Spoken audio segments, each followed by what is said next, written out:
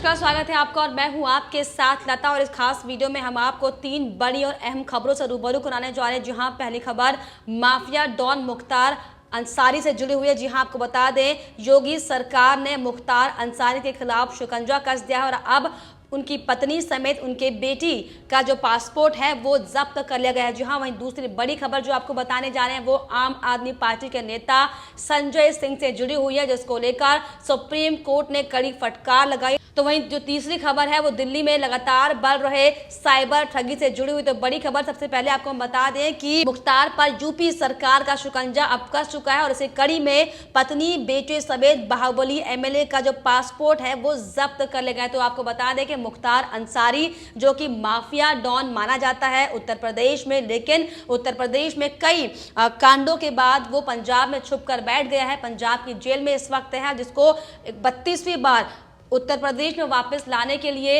योगी सरकार ने supreme court का सहारा लिया। तो इस बार फिर से पंजाब सरकार ने उसको एक बार फिर से श्रेय देने की कोशिश की है और मुख्तार अंसारी को बचाने के लिए पंजाब सरकार ने मुख्तार अंसारी की तबीयत का हवाला देते हुए एक बार फिर से सुप्रीम कोर्ट से कुछ दिनों का समय मांगा है। तो बड़ी खबर आपको बता रहे हैं, जहां जिस तरीके से लंबे समय से मुख्तार अंसारी को यूपी सरकार जो है वो उत्तर प्रदेश में लाने की कवायद कर रही थी, लेकिन बार बार तबीयत का हवाला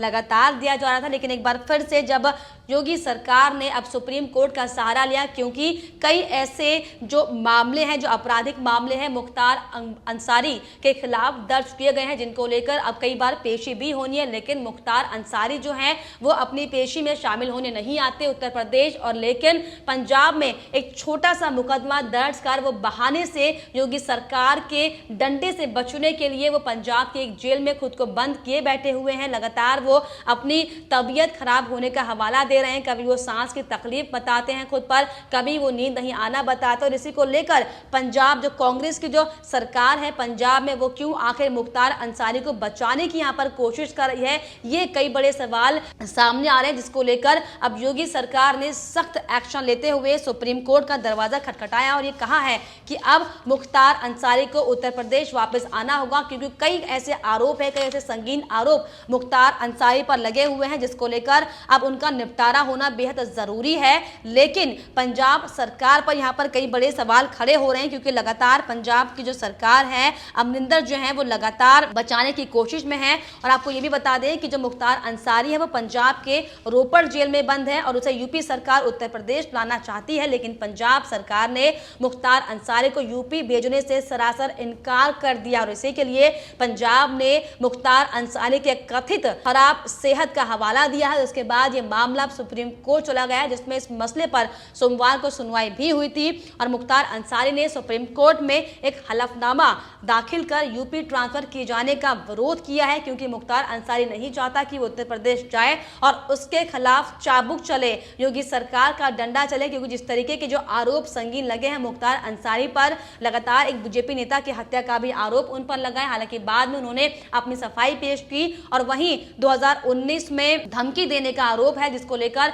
कई मुकदमे मुख्तार अंसारी पर दर्ज किए गए हैं। लेकिन उन्होंने योगी सरकार से बचने के लिए पंजाब में एक मामूली सा मुकदमा दर्ज कराया और उसी के बहाने वो पंजाब की जेल में कैद हैं, जिसको लेकर अब वो इस तरह की दलीलें भी दे रहे हैं कि वो उनके परिवार से जो है हामिद अंसारी निकले हैं, वो उपराष्ट्रपति के संबंधी हैं और इसी तरीके के हवाला देकर वो खुद को बचाने की कोशिश कर रहे हैं। लेकिन अब योगी सरकार एकदम सख्त एक्शन में आ चुकी है, क्योंकि साफ तौर पर कई बार ऐसा हो चुका है जब उनके मामलों को निपटाने के लिए उत्तर प्रदेश में जब पेशी की जाती है तो मुख्तार अंसारी कई तरह के बहाने बनाते हैं। और आपको ये भी बता दें कि मुख्तार अंसारी ने अपने हलफनामे में साफ तौर पर यह भी कहा कि वो खुद भी उत्तर प्रदेश के मऊ के 5 बार विधायक रह चुके हैं। मुख्तार अंसारी ने यह भी कहा कि वो डॉक्टर मुख्तार अहमद अंसारी के ग्रैंडसन रह चुके हैं, जो कि एक स्वतंत्रता सेनानी थे और 1927-28 तक कांग्रेस के अध्यक्ष भी रहे थे। और इसके अलावा वो जामिया मिलिया इस्लामिया विश्वविद्यालय के संस्थापक भी रहे थे। और अगर हम बात करें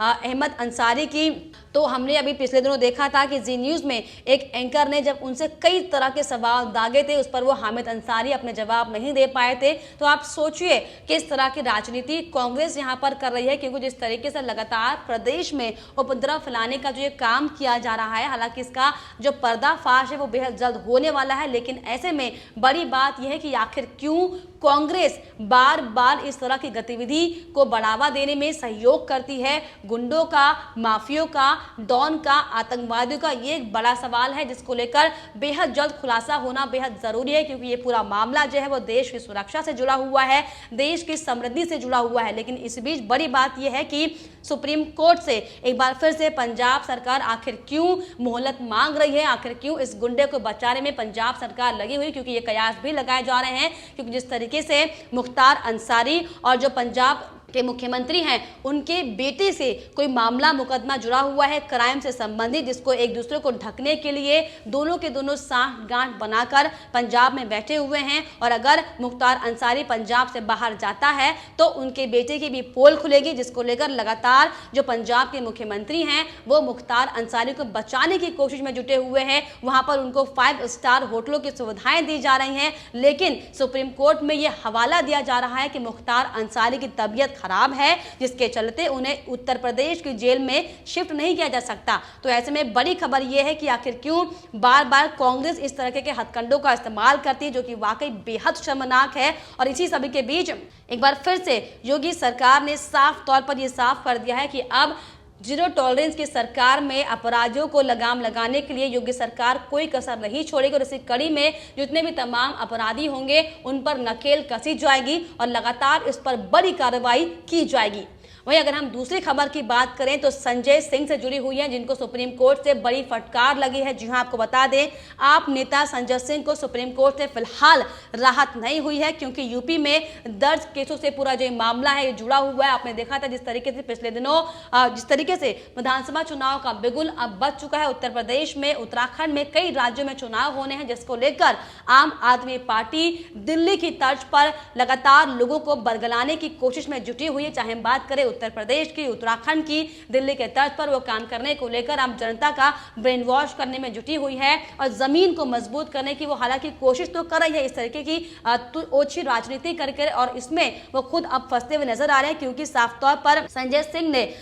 उत्तर प्रदेश में एक प्रेस कॉन्फ्रेंस की थी, जिसमें उन्होंने एक धर्म जाति विशेष को लेकर कई तरह के बयान दिए थे, जिसके बाद उन पर उत्तर प्रदेश के अलग अलग जगहों में कई मुकदमे दर्ज किए गए थे और जिसको खारिज करने की अपील संजय सिंह ने की थी, जिसको फिलहाल रोक दिया गया है, उसको रद्द नहीं किया गया, क्योंकि अब इसमें सुनवाई होगी। और जिस तरीके से बयान सिर्फ और सिर्फ धर्म जाति के नाम पर जनता को भड़काने के लिए संजय सिंह ने जो बयान दिए थे, इस पर कड़ी कार्रवाई होगी। लेकिन फिलहाल सुप्रीम कोर्ट ने उनकी याचिका को रद्द ना करते हुए उनकी याचिका पर सुनवाई को अभी फिलहाल टाल दिया, जिसको लेकर संजय सिंह एक बार फिर से बौखलाहट में आ गए हैं। आम आदमी पार्टी के नेता जो लगातार दंगों को भड़काने में विश्वास रखते हैं, जिस तरीके से हमने देखा भी था पिछले दिनों, लगातार वो धर्म और जाति की राजनीति करती है। चाहे हम बात करें सीएए की, चाहे हम बात करें एनआरसी की, जिस तरीके से आम आदमी पार्टी लगातार उन आतंकवादियों का साथ दे रही थी जो लगातार शाहीन बाग में बैठे हुए थे, दिल्ली के अलग अलग जगह पर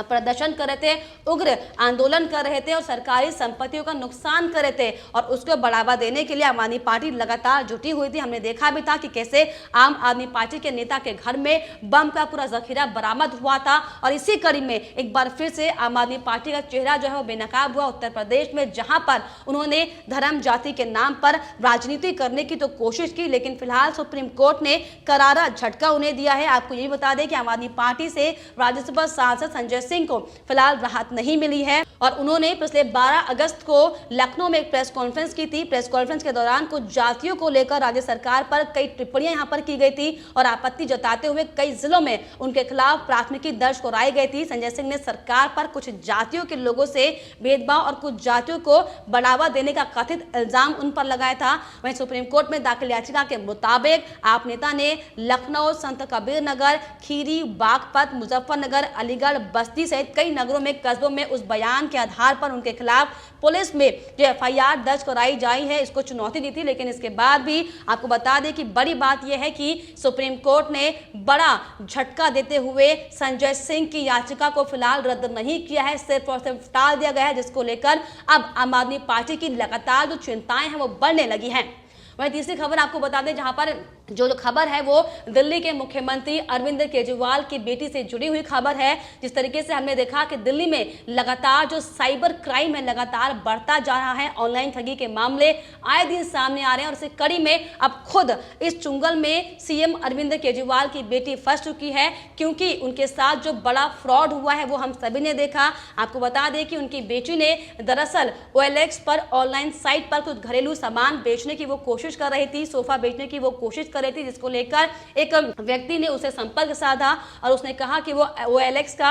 एजेंट है, उसका कर्मचारी है और वो उसे सोफा बेचने में उसको हेल्प करेगा, जिसको लेकर उसने एक कोड दिया, कुछ अहम जानकारी दी जो कि उनकी बेटी ने फॉलोअप किया था। जिसके बाद उसके अकाउंट से पहले कुछ हजार रुपए निकाल लिए गए थे। जिसके बाद जब बेटी ने शिकायत की उस एजेंट से, फिर उस एजेंट ने दोबारा कहा कि मुझसे गलती हो गई, अब दोबारा इसकी जानकारी को भरिए। इसी को देखते हुए उस एजेंट ने दोबारा से उनकी बेटी के अकाउंट से लगभग पूरे 34,000 रुपए की रकम वसूल ली, वह रकम को चोरी कर लिया। तो आप देख सकते हैं कि कैसे दिल्ली में लगातार इस तरीके की क्राइम की घटनाएं लगातार सामने आ रही हैं, जिसको लेकर हालांकि मुख्यमंत्री तमाम तरह के दावे करते हैं कि वो ऑनलाइन साइबर क्राइम को लेकर भी काम कर रहे हैं, अपराधियों पर तमाम नकेल कसने की वो कोशिश करें। लेकिन अब देखिए कि आप ऑनलाइन जो साइबर क्राइम है वो किस कदर फैल रहा है कि अब उनकी खुद की बेटी ही इस चंगुल में फंस गई है। तो वाकई बेहद शर्मनाक की घटना है, क्योंकि ऑनलाइन ठगी लगातार लोगों को निशाने पर लेकर उनको लूटने का काम कर रही है।